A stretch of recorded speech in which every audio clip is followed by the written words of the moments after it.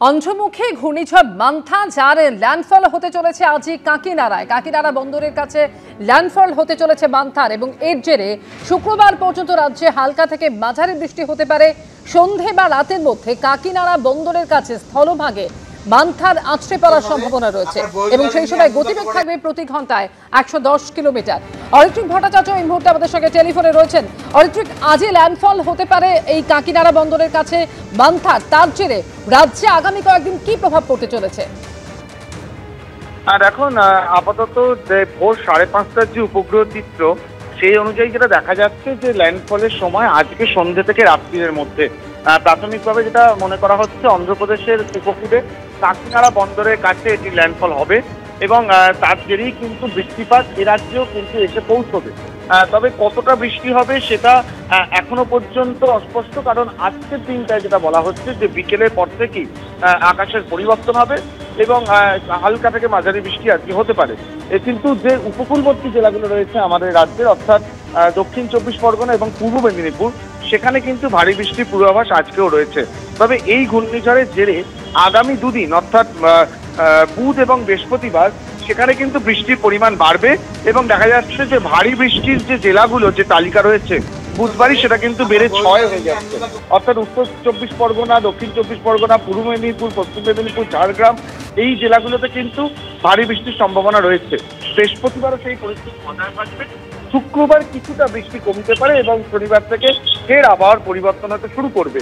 কিন্তু আপাতত যেটা দেখা যাচ্ছে যে অন্তত বুধ বৃহস্পতিবার দক্ষিণবঙ্গের অধিকাংশ জায়গায় ভারী বৃষ্টির সম্ভাবনা রয়েছে। এই মুহূর্তে মন্থার যে অবস্থান সেটা শক্তিশালী ঘূর্ণিঝড়ে পরিণত হয়েছে এবং আজকে সন্ধ্যে থেকে রাত্রির মধ্যে সর্বোচ্চ 110 কিলোমিটার বেগে সেটা কিন্তু অন্ধ্রপ্রদেশের কাকিনাড়াতে আছড়ে পড়বে, এমনটাই কিন্তু মনে করা হচ্ছে। ধন্যবাদ অরিত্রিক। আরজিকর আন্দোলনের জেরে সরকারি মেডিকেল কলেজ এবং হাসপাতালগুলিতে নিরাপত্তার স্বার্থে একগুচ্ছ পদক্ষেপের ঘোষণা করেছিল রাজ্য সরকার। আদৌ কি তার কিছু পূরণ হয়েছে? আরজিকর মেডিকেল থেকে এনআরএস, কলকাতা মেডিকেল কলেজ, পরিস্থিতি খতিয়ে দেখল এবিপি আনন্দ। সরকারি হাসপাতালে নিরাপত্তার প্রসঙ্গ উঠলে যে হাসপাতালের কথা আসে তা হলো আরজিকর। এই সরকারি হাসপাতালে ঢুকে এক কর্তব্যরত তরুণী চিকিৎসককে ধর্ষণ এবং খুন করেছিল কলকাতা পুলিশের সিভিক ভলান্টিয়ার সঞ্জয় রায়। তার প্রতিবাদে উত্তাল হয়েছিল গোটা কলকাতা, গোটা রাজ্য। আন্দোলন, বিতর্ক, সমালোচনার চাপে গত বছরের 17ই আগস্ট এক গুচ্ছ পদক্ষেপের কথা ঘোষণা করেছিল রাজ্য সরকার, যার মধ্যে ছিল রাত্রিরের সাথী অ্যাপ, মহিলা ভলান্টিয়ার্স নিয়োগ, সেফ জোন তৈরি করা, অতিরিক্ত সিসি ক্যামেরা বসানো, বহিরাগতদের ব্রেথ অ্যানালাইজার দিয়ে পরীক্ষা করা, হেল্পলাইন নম্বর চালু করা সহ একাধিক ব্যবস্থার কথা বলেছিল রাজ্য সরকার। সেই ঘোষণার পর প্রায় 15 মাস কেটে গেছে, কিন্তু এই সব প্রতিশ্রুতি কি বাস্তবায়িত হয়েছে?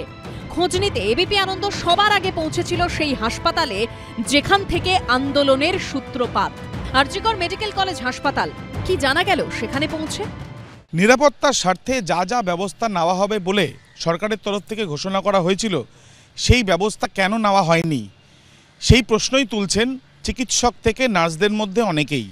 মানা হয়নি, মানে যেগুলো রাত্রিসাথী প্রকল্প ছিল এবং প্যানিক বাটন ছিল, রাত্রিবেলার জন্য সিসিটিভি ফুটেজের আওতায় রাখবে, তারপর বায়োমেট্রিক ফিঙ্গারপ্রিন্ট অপারেটেড ডোর ছিল, ওগুলো কোনোটাই হয়নি। এমনকি এমনও জায়গা আছে সেখানে সিসিটিভি ফুটেজ এখনও হয়তো কাভার্ড এরিয়া নয়।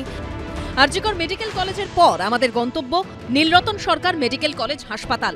সেখানে জুনিয়র ডাক্তারদের থেকে স্বাস্থ্যকর্মী অনেকেরই অভিযোগ তখনও যা ছিল এখনও তাই, অর্থাৎ রাজ্য সরকারের প্রতিশ্রুতির 1 বছর পরও পরিস্থিতি কিছুই বদলায়নি। Phone app based alarm system যেটা মানে এবং যেটা প্যানিক বাটন, না ওয়ার্ডে ওয়ার্ডে প্যানিক বাটন থাকবে, ফোনের অ্যাপ থাকবে, অ্যালার্ম সিস্টেম থাকবে, ওসব কোনো রকম কিছুই ডেভেলপড হয়নি। তারপর হচ্ছে মহিলাদের জন্য সেফ জোন, এটা তো একটা সোনার পাথর বাটি। প্রপার বাথরুমে যেখানে নেই সেখানে তো রেস্টরুম তো মানে বিলাসিতা আর কি। এনআরএস থেকে এবিপি আনন্দ পৌঁছেছিল কলকাতা মেডিকেল কলেজে। সেখানে আমরা যখন গেলাম তখন ক্যাম্পাসের দেওয়ালে আরজিকর আন্দোলনের সময় লেখা স্লোগান মোছার কাজ চলছে, কিন্তু আন্দোলন থেকে যে দাবিগুলো উঠেছিল তার কি হলো? আরজিকর কাণ্ডের পর বছর পেরিয়েছে, বিভিন্ন সরকারি মেডিকেল কলেজ হাসপাতালে তারপরেও যৌন নিগ্রহ থেকে শুরু করে শ্লীলতাহানির মতো ঘটনা চিকিৎসকদের আক্রান্ত হওয়া, রোগীদের আক্রান্ত হওয়া একের পর এক, তার কোনো বিরাম নেই। কিন্তু হাসপাতালে হাসপাতালে যে প্রতিবাদের ঝড় উঠেছিল, দেওয়ালে যে লিখন পড়েছিল রং দিয়ে, প্রতিবাদের সুর, ধিক্কারের সুর, সেই সমস্ত কিছুর ওপর কিন্তু প্রশাসনের রঙের প্রলেপ পড়েছে এবং পড়ছে, যেমনটা কলকাতা মেডিকেল কলেজ হাসপাতালে। কিন্তু যে দাবি উঠেছিল সেই দাবি কতটা পূরণ হলো? আরজিকর কাণ্ডের আন্দোলনকারীরা বলছেন প্রতিশ্রুতির সিংহভাগ প্রতিশ্রুতিই থেকে গেছে।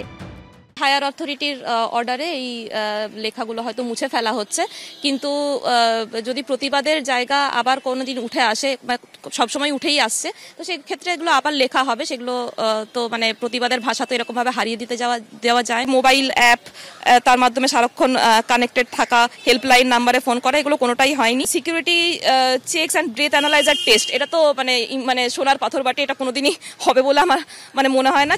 কর্তৃপক্ষের দাবি অবশ্য ভিন্ন। রাত্রিবেলায় এখনও রেগুলার রুটিন ভিজিট হয়। আমরা সব সময় আমার স্টাফেদের করি যে কোথায় আলো কমলো, কারণ এগুলো অনগোয়িং প্রসেস, এগুলো তো নানলো না, একবার একটা আলো লাগিয়ে দিলাম হয়ে গেল। ফলে রিপিটেডলি করা হয়, আলো দেখা হয়। সিসিটিভি আমাদের এই মুহূর্তে প্রায় 700-750 সিসিটিভি, রেগুলার সেগুলোকে ফলো আপ করা হয়, খারাপ হলো কিনা, মনিটরিং কি করে করা যায়, কতটা আরও বেটারমেন্ট কি করে করা যায়।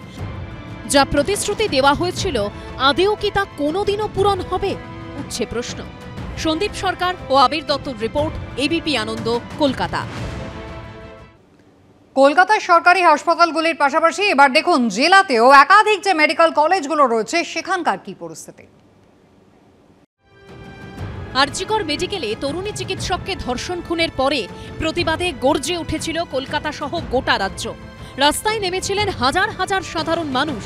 সেই সময় চাপে পড়ে একাধিক পদক্ষেপের ঘোষণা করেছিল রাজ্য সরকার, কিন্তু সেই সব প্রতিশ্রুতি কি আদৌ বাস্তবায়িত হয়েছে? আরজিকর মেডিকেল হাসপাতাল থেকে NRS medical college, Kolkata medical কলেজের পর এসএসকেএম হাসপাতালেও জুনিয়র ডাক্তারদের অনেকের গলাতেই শোনা গেছে অভিযোগের সুর। আজকে 1 বছর বাদে সেরকম আলাদা কোনো রেস্টরুম কিন্তু ছেলে আর মেয়েদের জন্য কোনো অলমোস্ট প্রায় ম্যাক্সিমাম ওয়ার্ডগুলোতেই সেরকম আলাদা কিছু নেই। বায়োমেট্রিক প্রেস করে ফিঙ্গারপ্রিন্ট দিয়ে এন্ট্রি হবে সেরকম সেগুলো কিছু লোক দেখানো কাজ হয়েছিল, বাট সেগুলো একদমই বাস্তবায়ন হয়নি। 1 বছর বাদে তো তার অস্তিত্বও কিছু নেই। আইডেন্টিটি কার্ড নিয়ে কাজ আমরা শুনেছিলাম, বাট এখনও কিন্তু বাস্তবায়ন এখন আমরা দেখিনি। বিশাখা কমিটি, সেটা নিয়ে আমরা তার সত্যি বলতে নামও শুনিনি, কি হচ্ছে না হচ্ছে, তার যে ফলস্বরূপ যে রেজাল্টসগুলো আমরা পাবো সেরকম কিছু আমরা কিন্তু দেখতে পাইনি। শুধু কলকাতা নয়, একই ছবি জেলাতেও।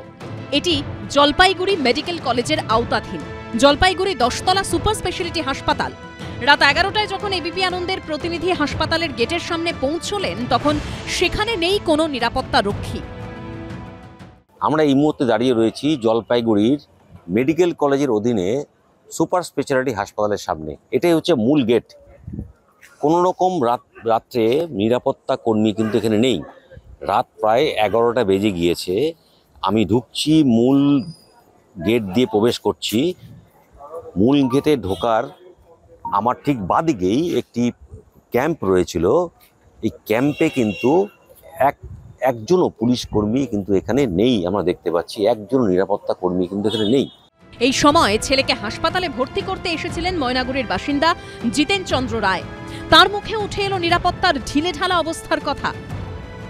নিরাপত্তা বলতে কোনো কিছুই বুঝতেছি না, ঠিক আছে। নাই সিকিউরিটি গার্ড ঠিক মতো ডিউটি, গেট সবসময় খোলা থাকে, এখানে কোনো কিছুই বোঝা যাচ্ছে না যে নিরাপত্তা বলতে এখানে কিছুই নেই। কিছু নেই। আপনার পাশে একটা এখানে দেখা যাচ্ছে একটা পুলিশের ক্যাম্প রয়েছে। পুলিশের ক্যাম্প আছে। পুলিশ রয়েছে না? পুলিশ নাই, এখানে ক্যাম্প ফাঁকা। কাগজে দেখি, পত্রিকায় দেখি, নির্দেশিকায় দেখি, কিন্তু কাজের সময় তো কিছু দেখি না।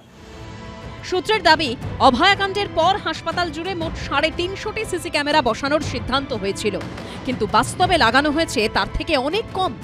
রাত্রির সাথে বলে ইনফ্যাক্ট আমি কিছু দেখিনি আর কি আলাদা করে। ইমার্জেন্সি এলাকায়, যে এলাকাটায় সব থেকে বেশি এন্ট্রি পয়েন্ট একটা হাসপাতালে, তারপরে শুধু হাসপাতালের ভেতরে ঢুকে গেল, সেই জায়গায় কোনো মহিলা নিরাপত্তা রক্ষী দিনের বেলা যদি বা থাকে, রাত্রিবেলা কেউ থাকে না।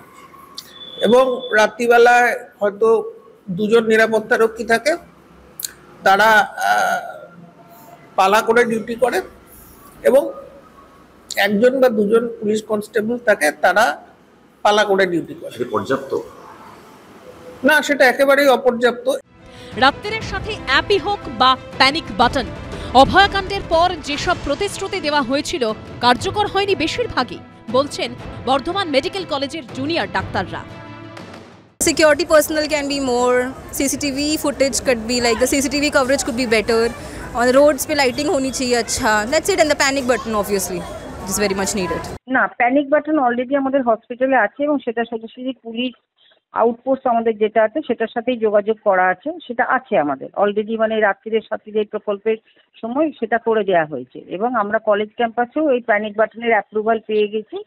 আমরা খুব তাড়াতাড়ি আমরা কলেজ ক্যাম্পাসে প্যানিক বাটন করব, যেহেতু আমার কলেজ ক্যাম্পাসে অনেকগুলো হোস্টেল আছে। সিকিউরিটি যা ছিল রাত্রিদের সাথীতে আমরা আরো কিছু সিকিউরিটি পেয়েছি। এবার আমাদের তো 4টে ক্যাম্পাস, ন্যাচুরালি যেটাই হয় আমাদের 4টে ক্যাম্পাসে ডিভাইড হয়ে যায়। এই অবস্থায় কবে রাজ্য সরকারের দেওয়া প্রতিশ্রুতি পূরণ হবে সেদিকেই তাকিয়ে চিকিৎসক থেকে স্বাস্থ্যকর্মী সকলেই। রাজা চট্টোপাধ্যায় ও কমল কৃষ্ণদের রিপোর্ট, এবিপি আনন্দ।